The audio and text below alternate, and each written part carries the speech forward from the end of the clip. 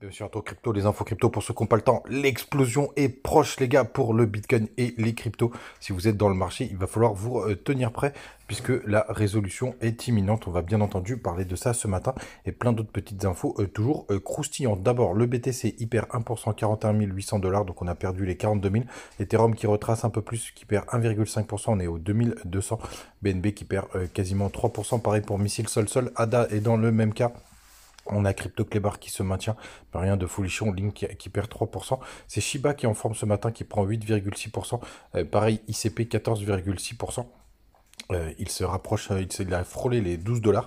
Il est ce matin à 10 dollars.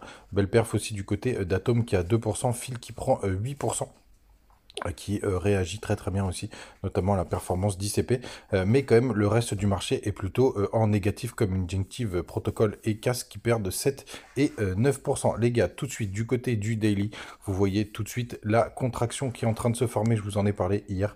Je vous ai dit que ce serait sûrement en début de semaine qu'on aurait des réponses, et début de semaine, c'est à partir de demain.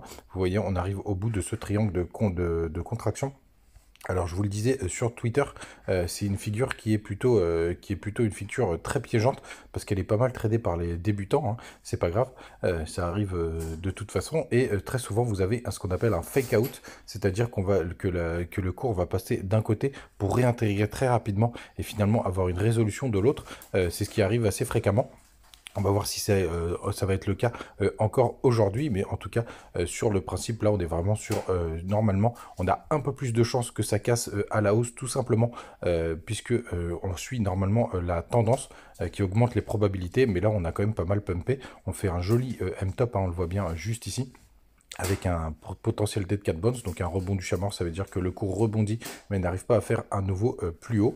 On va voir bien évidemment ce que ça va donner, mais peu importe si c'est dans la bonne ou la mauvaise direction, ce qui est sûr c'est que la résolution est imminente, les gars, puisque tout simplement ces triangles de contraction, ce qui est sûr c'est qu'ils donnent des résolutions, des forts mouvements.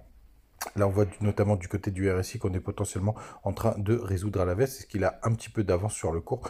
C'est pas impossible quand on regarde tout simplement cette cassure de trendline.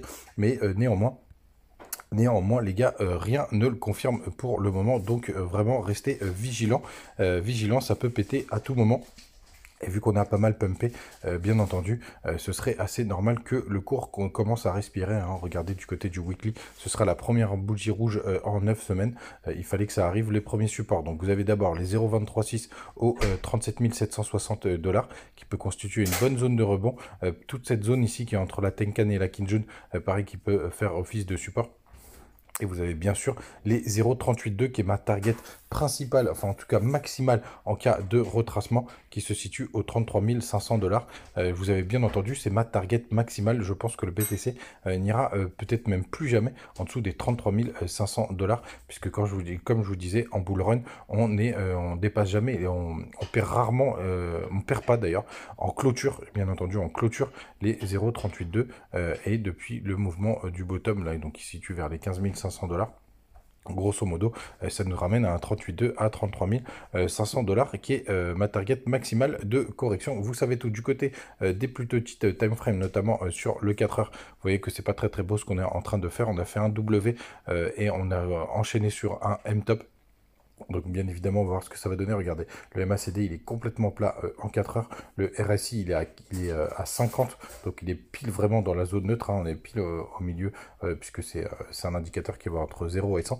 Donc pour le coup, les gars, grande vigilance, même si, allez, mardi grand max, pour moi, on aura trouvé la résolution.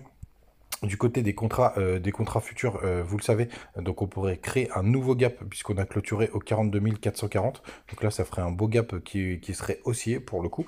Donc est-ce que justement on a un petit fake out ce soir pour venir chercher le gap et après retracer? Ça peut être un scénario très intéressant. Et cette fois-ci, je pense qu'on aura enfin cherché les 39 200, 39 200 dollars. Pourquoi on parle des contrats CME? Je vais vous montrer tout simplement. Donc là, vous savez qu'on est du côté de ConGlass, notre meilleur ami, parce qu'il y a vraiment tout de suite dessus, tout dessus. Et vous voyez, Total Future Open Interest, que vous avez juste là, c'est le premier. Tout simplement, c'est le nombre d'ouvertures de position. Et regardez, qui est le premier? Eh ben, c'est le CME, puisqu'il y a 4 milliards d'ouverture de position, là, tout ça, vous le voyez juste ici, 4,58, alors que sur Binance, maintenant, on est à 4,12. Donc, c'est très intéressant de voir que le CME est beaucoup plus important. Ça représente 25% du marché. C'est pour ça qu'on le regarde de très très près et on voit que Binance perd des places. Après, vous avez Bybit, OKEx, Deribit, BitGet, BingX. Tous mes copains sont là pour le coup. Donc vraiment très intéressant de contrôler ce, je vous le disais il y a quelques jours, de regarder ces CME. Du côté notamment des liquidations, on a eu 110 millions, 110 millions de liquidés sur les dernières 24 heures. C'est pas énorme hein, pour le coup. On attend le gros mouvement qui va nous donner pas mal d'informations. Du côté du long short ratio, pour l'instant, ce matin, on a une majorité de personnes qui sont en short, mais franchement, ça bouge dans tous les sens. On va essayer de regarder sur les 24 heures. Ouais, on est plutôt sur la parité. C'est ce fameux petit 1. Le petit 1 que vous avez ici, ça veut dire que vous êtes sur la parité, c'est sur 24 heures. Hein. Donc, vous avez une différence quand vous êtes sur du 1 heure. Là, ça veut dire que les dernières entrées sont plutôt des shorters, notamment sur Binance, 58%. Donc, est-ce qu'il y aura besoin d'aller les dégager pour avoir le vrai mouvement par la suite? Eh ben, c'est pas impossible. Full rate 0,02, ça veut dire que vous payez pour être en long Bitcoin dominance. Ah, qui est pas mal descendu, 51,86%. On va aller jeter un œil parce que c'est très intéressant. Ça nous fait des petites alertes pour le coup, qui est en train de perdre ses supports. Ça voudrait dire que les alts sont plus forts. Ah, ben il y a un petit décalage. Bon, bah les gars, il y a un petit décalage sur ces deux graphiques de TradingView et de notre ami CoinGlass. Bon, c'est pas grave. Ça arrive même au meilleur. On a aussi des informations qui sont très importantes. Qu'est-ce que je voulais vous montrer? C'est le crypto Fahrenheit, ça vous le savez. On a notre petit range qui n'en finit pas. Hein. Regardez comme il est beau. Borne basse vers les 65, borne haute vers les 75. On continue dans ce petit range. Peut-être que justement le triangle de compression nous fera tout simplement, nous donnera une réponse. Et j'avais pas vu, mais il y a aussi le dollar index qui est à 102 points. Vous savez, on a une grosse target qui est aux alentours des 101 points. Ça nous permet de contrôler et de ne pas aller sur les graphiques toutes les 5 minutes puisque toutes les informations sont là. C'est vraiment un vrai plaisir. Ce CoinGlass du côté de la map des liquidations, tout simplement là on a beaucoup au nord, beaucoup au sud. Là pour l'instant on est en train de gratter, ce qui se passe par le bas, avec un des gros pics vers les 41 400 $. On le retrouve d'ailleurs ici. Pour autant, il y a pas mal de choses à aller liquider au nord. Du côté de la HIPMAT, c'est beaucoup plus précis d'ailleurs. On voit vraiment tout ce jaune, c'est toutes les liquidités qu'il y a à aller chercher.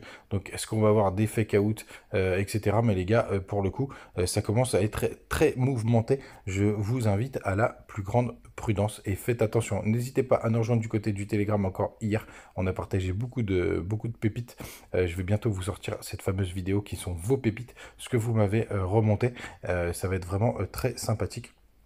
Donc restez branchés les gars, je vous fais ça très rapidement, vous avez toujours les liens en commentaire, notamment du côté de BingX et de BitGet, donc n'hésitez pas à les utiliser. Ciao.